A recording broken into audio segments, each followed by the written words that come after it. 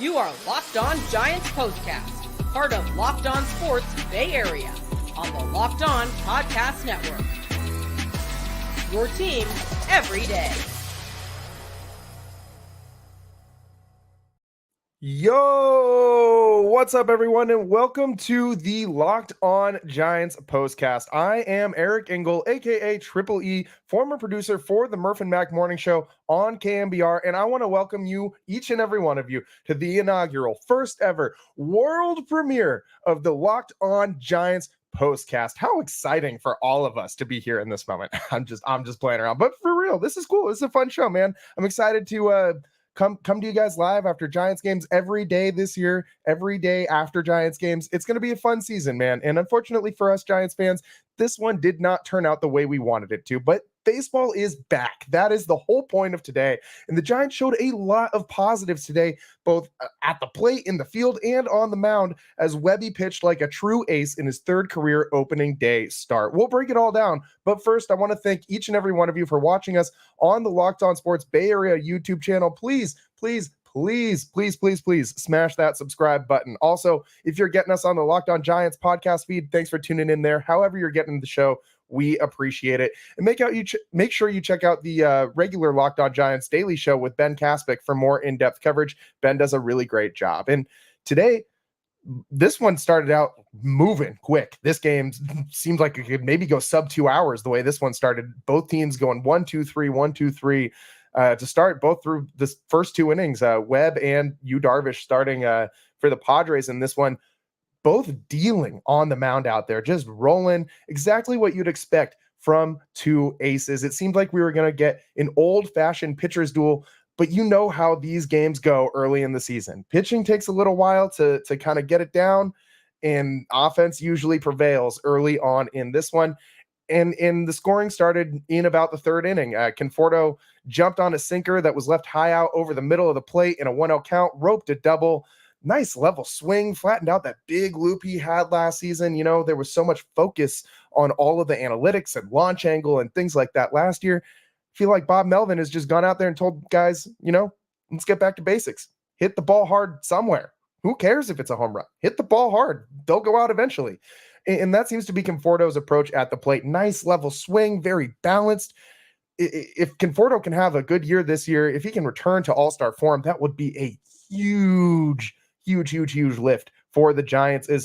That's what they need out of their everyday left fielder, which, by the way, Michael Conforto, the 18th consecutive opening day left fielder for the Giants, the 18th new opening day left fielder for the Giants. Every year since Barry Bonds has retired, shout out Barry Bonds right over my shoulder in the backdrop if you're getting us on the Locked On Sports Bay Area YouTube channel. It's the kind of content you get when you subscribe to the channel, so make sure you do that. But they haven't had a solid guy out there in more than half of my lifetime. That's not good at all. So Conforto, it would be great to see him be that guy for the Giants this season. I mean, he was injured most of last year, but we know what he can be. He's been an all-star in the past with the New York Mets, and he can be a huge bat, an everyday cleanup hitter if he's on his game. Last year, he showed spurts where he would have weeks when he was healthy of just dominance at the plate, utter dominance, hitting bombs left and right, always on base, but he has a problem staying healthy. So we'll hope that Conforto can right that ship this year, stay on the field, because when he's out there, he makes a huge difference for the Giants. And this afternoon, Nick Ahmed scored the first, or doubled in Conforto for the first Giants run of the season. So mark that down on your 2024 San Francisco Giants trivia. Who scored the first run for the Giants in 2024? It is Michael Conforto, driven in by Nick Ahmed, who, by the way, made the opening day roster, and Marco Luciano didn't. We're going to have to break down that a little bit later, who made this opening day roster and who did not. Make sure you stay tuned for that. But Ahmed on that double down the third baseline to score Conforto, was a funny swing, man. He looked like a little leaguer up there whose coach told him he's running extra laps at practice if he strikes out looking. He kind of like tomahawked that wall that, Darvish left up out of the zone. I think Kruko said on the broadcast initially that he hung one up. I don't think he hung one up there. I think he was trying to climb the ladder on him and intentionally put the ball above the zone, above his hands. Somehow Nick Ahmed just tomahawked the ball down the third baseline. I mean, literally looked like a little leaguer on that swing, but it worked. It was effective, drove a run in, gave the Giants lead. So that was nice. Logan Webb rolling in this one, 4 Ks through 3 innings, 44 pitches. Yeah, that slider, it was working. The arm side run on that 2-seamer / sinker that he throws looked really nice today. Logan Webb was on it. I mean, he was in position to pick up a win in this one. And then the bullpen came in and let him down. And Luke Jackson left with an injury. He was injured a lot last year too, and that was a bummer. He's been really great when he's been on. I mean, I saw signs of it tonight. Like the slider has life, man. I mean, he got a Padres hitter down on one knee trying to hit one of those, and it just made him look silly. I mean, that's the kind of stuff that Luke Jackson has. He just needs to figure out a way to stay on the field, much like Michael Conforto does. There's a lot of question marks on this Giants team as far as guys like that could have bounce back years. Alex Cobb, Robbie Ray. We got a lot of guys on this team who are injured to start the year or just very injury prone. And I think a lot of the Giants' success this year is really going to depend on health. It's going to depend on who can stay healthy. Availability is the best ability. So that we'll see how much they can stay on the field this year. Thankfully, they are a little deeper than they were last season. With the additions that they've made, I mean, we got to give Farhan credit. He made every single addition that you could have wanted, with the exception of maybe Shohei. But I think most reasonable Giants fans kind of accepted the fact that he was going to be a Dodger about halfway through last season. So Yamamoto going to the Dodgers didn't really make me feel very good. I wanted the Giants to get him, but with the way that his spring went, maybe not the worst thing in the world that the Giants ended up where they did with Blake Snell. So, Giants looking like they're in pretty good position to compete in the National League West with this deep roster assembled by Farhan, who has been under a ton of fire pretty much the second he got here in San Francisco. Obviously, the Gabe Kapler years did not go the way that a lot of people wanted them to, with the exception of that 107 win. I think we can call it a fluke officially season. I mean, you can't have Donovan Solano hit 20 bombs a year and just piece together, the best offense in baseball with a bunch of dudes like that. It just doesn't work every single year like that. The Giants kind of got lucky, fluked into one, and that was evident by their playoff exit that season. But this year is different. The Giants went out, signed a bunch of free agents. One of those guys, Young-Ho Lee, we saw immediately, he didn't have the best first plate appearance, but he had some nice ABs in this game. He had a 0-2 sac fly to center. He picked up his first hit in this one of his career. You saw his family in the stands. His dad, who was a famous baseball player in KBO, he had the nickname the Son of Wind, and Young-Ho, his nickname is the Grandson of the Wind. So pretty cool nickname, man. I'm gonna enjoy seeing him out there on the base paths. But today, kind of spoiled that opening that first hit of his career. He's everyone's celebrating, his family's all excited. You see him over there at first, and then Yu Darvish catches him leaning and picks him off at first base. I don't even think he was trying to steal. I think he just caught him leaning. So, welcome to the big leagues. Maybe that was just his awestruck moment. There was also a ball out to center field that I think he probably could have made a diving play on. He probably could have got there, but he pulled up right at the last second and let the ball bounce in front of him. It was in the 6th inning, and in Webb, you kind of just saw him I think he's going to get there, and then just to hang his head man. So I do expect that Young-Ho will kind of settle down. He appeared to have some opening day jitters today. And I think all these things are going to be fine. I mean, Conforto playing the game he did, he had 3 hits in this one, 2 singles, double, a single, and that home run at the end in the 9th inning there. All of his swings look really flat, really leaving the bat through the zone for a long time. And that's how you're going to make a lot of contact and put a lot of balls in play. And I think it was evident tonight that the Giants aren't coming out with the same approach they had last season offensively. They're not sitting here trying to hit bombs on every on every pitch. They're trying to get on base. That they're going to use their speed a lot more this year, although you didn't see much action on the base paths today from the Giants. But that they're going to try and get out there a lot and run. Conforto, obviously the highlight for the Giants today, 3 for 4. Nick Ahmed had a nice day too. A couple of RBIs, 2 hits. Giants overall had 9 hits in this one. That's great. That's great. We how often do we see the Giants get close to 10 hits in a game last season? Not very often. So I'm really excited to see what this team can do going forward offensively this season.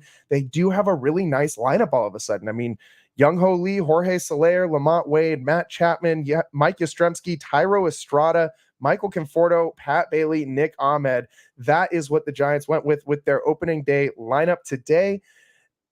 That's a solid lineup to me. I mean, you have parts all over up and down this lineup that can do damage. And I do really like them batting Soler in the 2-hole. You see power hitters around the league being bat in that 2-hole, especially when they have a really fast leadoff guy who can steal some bags like Young-Ho Lee can. And you've seen the Yankees batting Aaron Judge second for quite a while now. And when he wasn't batting second, it was Giancarlo Stanton batting second. So this isn't something new. A lot of teams bat power hitters second. The Dodgers batting Ohtani second. The Angels batted him second almost every game last year when he was in. So this is something that the league has been doing, and the Giants seem to be kind of catching up to that now, relying a little less on those analytics and a little more on that traditional, let's just put our power hitter in position to drive in a run, and we'll put him in there regardless of the matchup. And it's been a long time since we've had something like that in San Francisco, and damn, does it feel good. It feels like baseball is back. It just has, there was kind of like a dark aura, like a sourness sort of to Giants baseball these last couple of years. It's been, everything that happened was kind of with bated breath, the Correa incident, which he signed and then didn't sign, the Arson Judge incident. We can go on and on about all these different things, all the random players that occupied that last roster spot the Giants had last year, the Mike Fords, the Ford Proctors of the world, the AJ Pollock trade. I mean, guy didn't even come up with a hit for the Giants, going out and getting guys like Paul DeYoung in the middle of the season last year. Like, there have been some very head scratching, questionable, leaving a bad taste in your mouth moves by this Giants team. I don't think that you can say that right now. I think that a lot of that, if not all of it, has more or less been washed clean. And the biggest addition that they made was Bob Melvin this offseason. We'll break down why on the other side. Stick with us on the Locked On Giants postcast. I am your host, Eric Triple E Engel, and we'll be right back breaking down Giants Padres opening day. Ain't no better day in the whole entire calendar year than opening day of the MLB season. Stick with us. We'll be right back.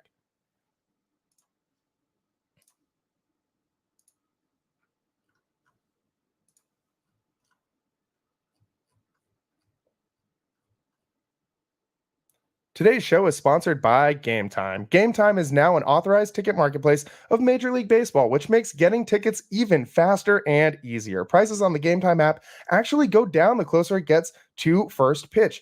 With killer last-minute deals, all-in prices, views from your seat, and the lowest price guarantee, Gametime takes the guesswork out of buying MLB tickets. I absolutely love the last-minute deals where you can save up to 60% off buying last minute for sports, concerts, comedy, whatever you're into. And zone deals are pretty sweet too. If you want to go see the Giants, for instance, on maybe opening day next week out at Oracle Park, I mean, where else would you rather be? And you want to sit in a specific part of the yard, like maybe on the right field wall, maybe you want to get rowdy in the left field bleachers, have a few beers, maybe you should just choose a section and let Gametime choose the seats, and it saves you even more money with those zone deals. And of course, you also got to love the all-in pricing. Make sure to toggle on this feature to show the total upfront with no surprise fees at checkout. I hate surprise fees. Nothing worse than a surprise fee when you're going to buy a ticket for some fun event like a Giants game. I hate those surprises, and I really love this all-in pricing tool. It just takes all the guesswork out of buying tickets with Gametime. And for a limited time, all users can get $20 off any MLB purchase of $150 or more in the Gametime app with code FIRSTPITCH. Terms apply. That's code FIRSTPITCH for $20 off from March 25th to April 14th.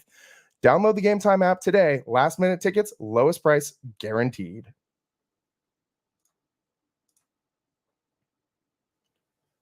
Welcome back to the Locked On Giants postcast. I am your host, Eric Triple E Engel. However you're getting the show, we appreciate you tuning in, whether it's on the Locked On Giants podcast or on the Locked On Sports Bay Area YouTube channel. If you are getting us on the YouTube channel, please smash that subscribe button. We could use more subscribers always. And who doesn't want more Locked On Giants? I mean, it's the best baseball team in the world. I mean, I love me some Giants baseball. Is there anything better than going out to the yard and just hearing the crack of the bat, the smell of the fresh grass? Like, today's like opening day, like you go outside, the sun like feels warmer, the flowers smell better, the birds sound, the chirps are even nicer than they usually are. Shout out my girlfriend who absolutely hates bird noises, but I don't know why. I love bird noises though. And on days like today, like there's nothing more pairing with opening day baseball than like the springtime feel. It's just like a fresh start. You're ready to go for new beginnings. And that's just what opening day is. It's new beginnings for everybody. And for the Giants, it was a new beginning at manager as they parted ways with Gabe Kapler and brought back Bob Melvin, which was the single best move that they made out of their cornucopia of moves that they made this offseason. They added pieces all up and down this roster, from pitching to power hitting to a leadoff hitter to improving their defense. Nothing tops adding Bob Melvin. And I'm not going to sit here and trash Gabe Kapler. I don't think he was the best manager. I also don't think he was the worst manager. He made some moves that seemed a little emotionless at times. He seemed a little robotic as a manager, didn't seem to always connect with the players. And I think that was pretty evident with how certain situations were handled last year, with Brandon Crawford specifically, when things weren't being communicated to him. And I think a veteran should know, if he's not playing well, he's obviously not gonna play every day. And Crawford had a subpar season last year. There's no way to get around that. But Gabe Kapler didn't really feel the need to communicate to Crawford on days when he was benching him. And I think that a guy who's done as much for the Giants as Brandon Crawford has kind of deserves that respect. Like the communication, at least. Like, yeah, you're going to sit the guy when he's not playing well. That's fine. I'm not advocating for Crawford to be playing every day when he had the season he did last year, but that situation was not handled well. I don't think that the players all really respected Gabe Kapler to the level that you would respect a Bob Melvin. And that's a big deal. Aside from how the game is managed, aside from the fact that Gabe Kapler, was kind of viewed as like Farhan Zaidi's analytics puppet, aside from that, and Bob Melvin, old school baseball guy, is not going to let that happen. It's refreshing to know that you have a guy in the room, like a baseball guy, who commands respect based on who he is and what he's done in his career, his body of work as both as a player and as a manager. This guy's a lifer in the league and is embraced by his peers. And I think that was a big difference between Bob Melvin and Gabe Kapler. You hear stories all around the league of how Gabe was not fully really embraced in a lot of baseball circles. And I've never once heard anything about Bomel that would suggest anything similar. So you love the fact that you have that guy with that demeanor and that attitude in the clubhouse, in the dugout, day to day. And they stole him away from the Padres, who obviously they played today. And Bomel and Farhan have that familiarity dating back to their time in Oakland, still here in the Bay Area. And today, I think that you saw signs of what Bob Melvin's impact on this team is going to be. You saw them getting on base a lot more than they were in the past. This is a very good thing. The Giants seem to only score runs in the last couple of years in the Gabe Kapler era. It was defined by like random home runs. That was the only way that the Giants were able to score, was a guy running into one, and they would bank way too much on a lot of dudes who aren't going to hit that many home runs to carry this team offensively. And they didn't really focus on things like batting average, which I know no one really likes batting average in today's baseball, but you know what? I like batting average. I like seeing guys get on base. I don't want to sit here and watch strikeout, home run, strikeout. Like, I want some action. I want to see people moving around. I want to see some steals. I want to see some hit and runs, like maybe a bunt to move a guy over, a sac fly. Like, we got a lot of that today from the Giants. The Giants scoring with small ball, with Young Ho driving in what at the time was a go-ahead run with a 2-strike sac fly to center. Like, that is textbook Bob Melvin baseball. And that is what I'm expecting the Giants to show us throughout the rest of this season. In their defense, much improved. They did have the one error tonight, but you know what else I saw? I saw them playing the infield in with runners at the corners and a sharply hit ball in between the first and second baseman, and Tyro Estrada made a phenomenal snag and threw an absolute strike right where it had to be to Pat Bailey for him to have any chance of tagging that runner out, and they got him. And that was such a good thing to see. And I know the Giants lost this game. 6-4 final score. Padres win. It was the seventh inning that really doomed the Giants. The Padres put up 4 runs in that seventh inning frame, and the Giants could never come back despite even the Michael Conforto home run in the ninth inning.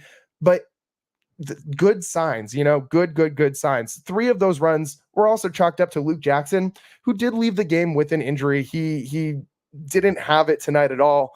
And if they didn't get those 3 runs, the Giants actually win this game. So you maybe just chalk it up to injured reliever blows the game, and it is what it is. There's 162 of them, and that's going to happen.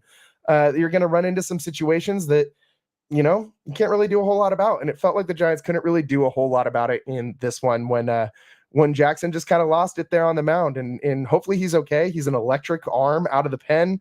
There's a reason that he was, the first reliever that came out of the pen this season for Bob Melvin, and they got a lot of guys down there. That bullpen should be fine this year. I mean, Ryan Walker had a really nice year last year. Scott Alexander, a really good pitcher. Obviously, they still have the Rogers twins and Camilo Duvall. So this bullpen is not something I am concerned about going forward by any means.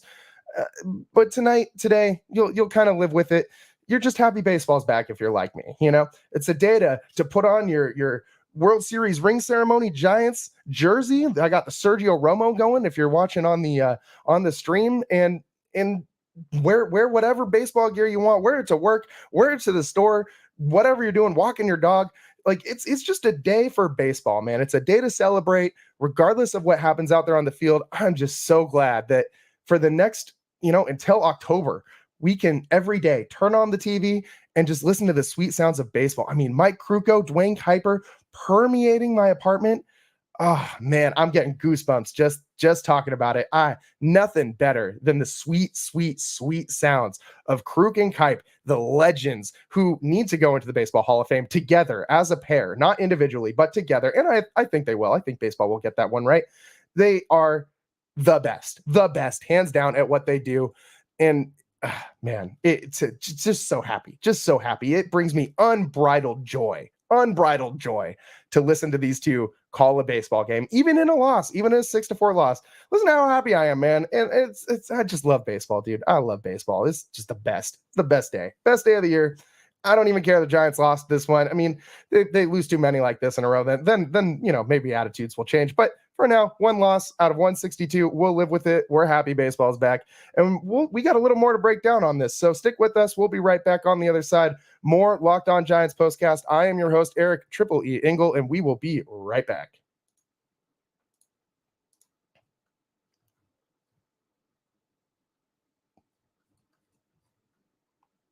Locked On Giants postcast is sponsored by PrizePicks. PrizePicks is the largest daily fantasy sports platform in North America.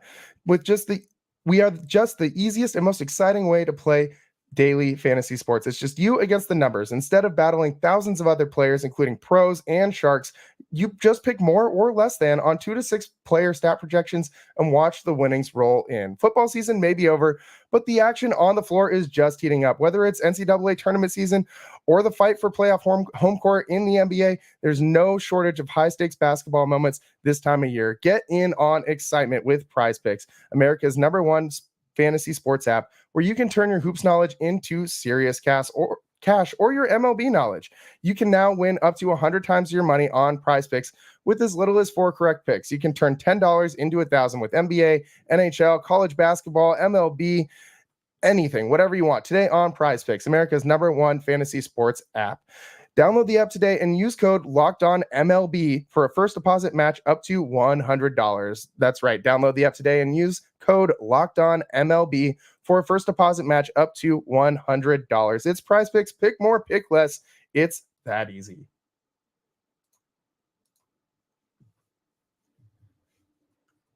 Welcome back to the Locked On Giants postcast. I am your host, Eric Triple E Engel, and I am still just reveling in the glow of opening day, man. And one of the interesting, opening day is always a good day to like go back and pick out some historic stats. And we touched on this already a little bit, but the most interesting, weird opening day stat in all of baseball, I think, is that the Giants have had 18 different left field starters since Barry Bonds left. And so if we're including Bonds, it's 18 from his last season. So they go in order. Stick with me. Barry Bonds, Dave Roberts, Fred Lewis, Mark DeRosa, Pat Burrell, Aubrey Huff, Andres Torres, Michael Morse, Nori Aoki, Angel Pagan, Jarrett Parker, Hunter Pence, Connor Joe, Alex Dickerson, shout out Big Dick Energy, Austin Slater, Jock Peterson, Sable, and now Michael Conforto. So it's been a journey out in left field, man. It has been a journey. And Conforto showed something today. He really did out there. And I hope that this is a sign of things to come for Michael Conforto out there. Maybe he can be that everyday left fielder. Who knows? I mean, this is the last year of his contract. So if he plays well enough, he might not be back next season to hold down that left field spot. And we might have the streak go to another year to 19. But Conforto out there in left field could be the everyday left fielder. And think of how great that would be if the Giants could have two. Young Ho Lee is going to be an everyday center fielder. That goes without saying, or at least it should. If you guys aren't on board with that, you need to get on board because that's what's going to happen. So Young Ho Lee, everyday center fielder. If Conforto can be the everyday left fielder too, oh my God, then we're only playing platoons with one position. And it's not even going to be platoon that much because Yastrzemski plays, at least at home, that right field wall like super, super well. It's to the point that you don't really want to take him out that much. And with the bat that he has, I mean, I know Slater's a good matchup and to come in certain pitch hitting situations, but you're only playing platoon on one side of the outfield now, on one of the corners. Oh man, I'm so excited even thinking of the possibility of that. Like, it has been so damn long since we could go out to a Giants game and expect to see and know who we're going to expect to see out on the field. Like, it's the last few years, it's been like you show up and you hope you see Jock because he's the Giants' biggest slugger, and he's not playing today because you got to go with the matchups, and he's the lefty righty matchup doesn't work out, so we got to sit Jock. Or it's just ridiculous, man. I do not like the platooning that has happened in Oracle Park the last few years down at 3rd and King. It's not fun. Like, big part of baseball is that it's got to be fun for the fans too. Like, without fans, there's not a whole lot to the game. Like, think of how empty Oracle Park is now over the last few years. And like, yeah, a lot of that is because the Giants haven't been winning, but I'll tell you what, the Giants in the mid 2000s, when they weren't very good, still putting more people in the seats than they did the last couple seasons, because this team was just boring these last couple years, just flat out boring. Like, let's call it what it is. It was not interesting. It was hard to watch at times, and it was boring. And this year feels different. I mean, there is energy on this team. There is life to this pitching staff. There, you can tell that there's some exuberance back in the fan base around San Francisco. Like, people are talking about the Giants again, and people haven't really talked about the Giants in a while. They are poised to make a playoff run, at a minimum, a wild card push. I mean, I think that they could even contend for the NL West crown. Yes, I'm dead serious. I mean, look at how they've done it in the past. The Dodgers, even when the Giants went through their dynastic run in the 2010s, the Dodgers always had better lineups, like just flat out on paper, better lineups. And the Giants countered with a pitching staff that just couldn't be touched. And that's what they're building in San Francisco right now. Logan Webb is who he is. Blake Snell, reigning NL Cy Young champ, is who he is. If Kyle Harrison can become who we think he is, and if they can get Robbie Ray or Alex Cobb back at even somewhere close to where they were last season, and let's say one of these young arms, like a Tristan Beck or a Keaton Wynn or a Mason Black, works out as a 5th starter, like, that is a deep rotation, man. Like, that is all of a sudden, you're talking about maybe one of the best starting staffs in all of baseball. Plus, on the back end, you got Camilo Blankendoval. Like, I'm excited, man. This is going to be a fun Giants season. lots of good signs from today. Great defense, lots of hard hit balls today, lots of level swings through the zone, hard contact, driving the ball. In Webb, even though he gave up a couple runs, it was on a ton of weak contact, a lot of seeing eye singles, little blooper shots. Like, you can see that this team is built to do something. Real quick note, right before we get out of here, we don't got a whole lot of time left. I just want to make note on this Giants opening day roster. No Marco Luciano, no Luis Matos. I think those are two guys who will be on this team before long, and they will be on this team contributing before long. Matos might force the Giants into platooning Yaz more than they want to. The way that he was playing in spring with the weight that he added, the 9 to 10 pounds of pure muscle, and in Luciano, the bat is there, the fielding leaves something to be desired, but I think that he'll kind of get it going down in AAA. They'll let him ramp up, and then they'll bring him in rather than just having him start the season when he's not entirely on his feet right now. I think that's a good move by the Giants. They also cut the Panda, Pablo Sandoval, who had that great moment in his final spring game at Oracle Park in his final AB, gets that broken bat single into the outfield and just a massive standing ovation. If you check my Twitter out at Eric_Engel, my avatar is actually me in a Panda hat when I was like 18 at the 2012 World Series and saw Panda hit 3 bombs in one game. It was the reincarnation of Babe Ruth himself. And I'm one of the biggest Pablo Sandoval fans that you're going to find, but it was time. It was time. He's had his time as a Giant. He's had his run. It was great that they gave him the Sergio Romo-esque send-off. If you remember, they did the same thing with Sergio last year. And what a cool moment that was with all the autographs he got on his hat. Every time someone asked Sergio for an autograph in spring training last season, he would give it to them, but then he'd ask them to sign his hat too. And then he wore that hat with all the autographs from all these different kids in his final start. You got to love baseball, man. You got to love baseball. There's nothing better than baseball. The way it brings people together just makes people exuberate happiness. Like, did you see that scene down there in San Diego? All those people sitting out there in center field, in the grass, in the sun, just looking like they're having the time of their lives in the early spring down there in San Diego. It just at a ball game. Like, what would you rather do, man? I'll tell you, I'd rather be doing absolutely nothing. That's exactly what I would rather be doing is sitting out there in that center field at Petco, at Oracle, wherever. Put me at any yard, maybe not Dodger Stadium. Put me at any yard across all of baseball. I'm going to be happy. I'm going to have the best time of my life. And I'm just so glad baseball's back, man. Lots and lots and lots to build on for this Giants team. Lots to talk about. We ran a little long today. Thanks for sticking with us. We will be coming at you live after every Giants game this year. So Giants next game tomorrow versus Padres at 6:45 p.m. We'll be coming to you live after that one. But also, we will be coming to you live on Locked On Sports Bay Area. Our next show is tomorrow after the Warriors 4 p.m. tip against the Charlotte Hornets. So if you're checking out Locked On Sports Bay Area, if you're a fan of the Warriors and the Giants, which I am, I hope you are too, you're going to want to check out both these shows. So tune in tomorrow for a double dip of Locked On Sports Bay Area with me, Eric Engel. That's all the time that we have for you in this one. Make sure to tune in tomorrow. Like I said, Warriors 4 p.m., Giants Padres 6:45. We'll come to you live after both. Thanks so much for sticking with us. I'm Eric Engel, and we'll see you next time. Peace.